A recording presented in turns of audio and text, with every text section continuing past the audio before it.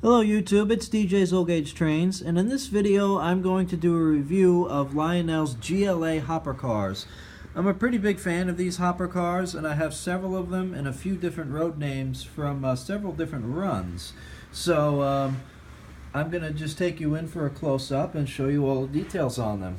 Now, there's some things in this latest run that I'm not crazy about, and I'm going to get into that too, and I'm going to show you in just a minute. You can see one of the things I'm not crazy about right there. Sticking out like a sore thumb are those thumbtack couplers. So in the previous runs, they don't have the thumbtacks, so I am not crazy about that. But there's a lot of other things that I really love about them.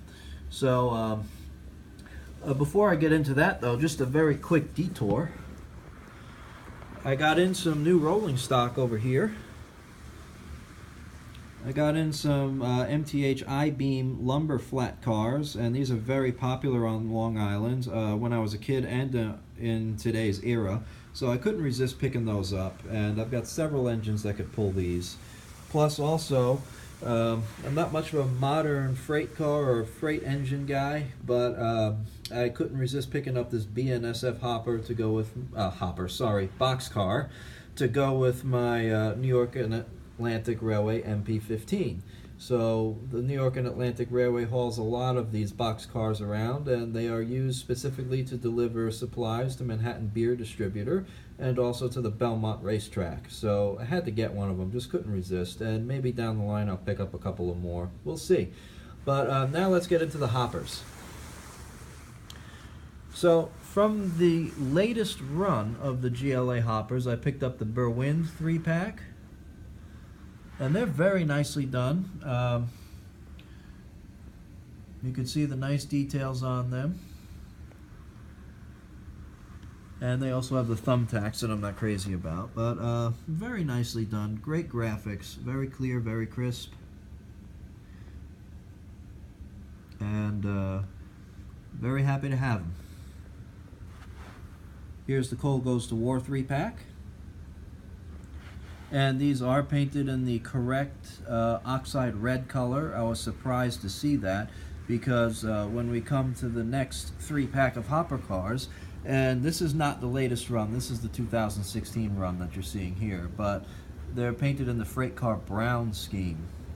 So, big difference. And the amazing thing is that both colors are prototypical. It's just that Lionel's catalog description showed these in the freight car brown.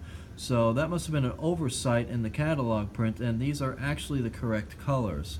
It's a little bit of an eyesore looking at both these cars together, and I'm hoping that weathering both packs of hoppers will make them look better together.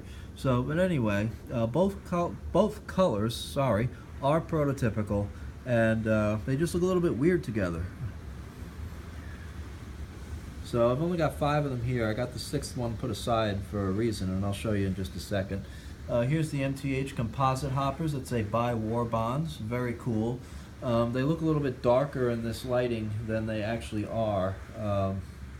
But these cars were painted in the freight car brown color rather than the oxide red, and they should be oxide red. So MTH missed the mark on these. But they look great nonetheless, and it doesn't bother me all that much. They look great next to all the other hoppers, so very happy to have them. And for the price I got them at, I am not complaining. So, really cool stuff. Moving on down, we have some first run GLa hoppers that I've already put custom coal loads in and weathered. So you've seen these before. One thing I just want to highlight right here is if we look at the Chesapeake and Ohio hopper here next to the Pittsburgh and West Virginia hopper, I've put custom coal loads in both of them, and you can see that the size of the coal is different. And I did that for a reason, is because in real life there are several different sizes of coal, and they were used for various purposes. So when these cars are loaded up at the mine sites, the coal would be sorted out before being dumped into the hoppers. So there's the large size, and here's the small size, and there are several in between sizes, but I figured to do just 2 sizes. That's enough, and it sets them apart, and really brings a whole new level of realism to the cars. So there you go. So I'm only going to do 2 sizes. There's really like 5, but 2 is enough. So now we're going to get into the comparison of the different runs. So I'm going to take one of these off the track and flip it upside down. And I'm going to do that in the shot so you can see it. Then I'm going to take one of these and flip it upside down. And then I'm going to grab one of these and put it in there. So now, if we take a look at the first run, if I get my fat finger out of the way, you can see no thumbtacks. Second run, or 2016 run, there were some others done in between, but no thumbtacks. This run, we got thumbtacks, and I'm not too crazy about that. A lot of people spend a lot of time complaining to the train companies to not use thumbtack couplers, and here we are in 2018 with the return of the thumbtack couplers. Not sure why. First run, hopper doors open, very cool. I do plan on using that feature. I want to build on a permanent layout a mechanism that can grab those hopper car doors and open them and then have real coal, or real simulated coal, be unloaded from the hopper cars. This is the 2016 run. They're sealed shut, and of course on the 2018 run they're sealed shut. So I'm not crazy about that. The good news is that they're just glued in place, and Lionel didn't change the tooling. The hopper doors are still separately applied, and the glue just has to be loosened and the springs installed, and they should work. So I have to see if Lionel has the springs in the part department and then order like 100 of them. So hopefully they're not more than 10 cents a piece. So we'll see. But and then we have one more thing. So I'm going to take this car and put it back on the track real quick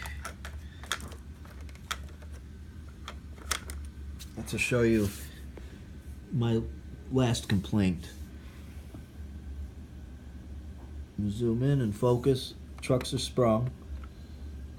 On the 2016 run, the trucks are sprung. On this run, the trucks are fixed in place. Not too happy about that. So Lionel did a lot of cost-cutting measures here, very subtle detail changes on these hopper cars over the years. And to be honest with you, I think I'm done with these hoppers. So I may get some earlier run road names that I missed, like the New Haven and maybe a first run Pennsylvania 3-pack if I could find it. But other than that, I'm going to be looking at other manufacturers for more hopper cars to do my World War II era coal train. But I'm up on 8 minutes of talking, so I'm going to end the video here. And if you've lasted this long, I thank you for watching, and leave your opinion and your comments below, and let's have a conversation. So that's it for now. It's DJ's Old Gauge Trains, and I'll talk to you next time. Bye-bye.